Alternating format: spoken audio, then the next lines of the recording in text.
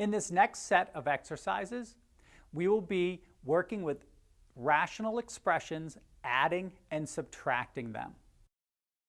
Add and, if possible, simplify. 2 plus x over x cubed plus 7 minus 4x over x cubed.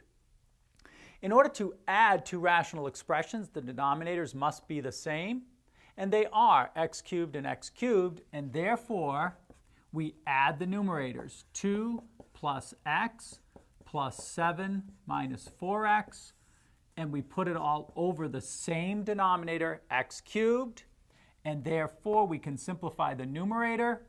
We have 2 plus 7 is 9, x minus 4x is minus 3x divided by x cubed.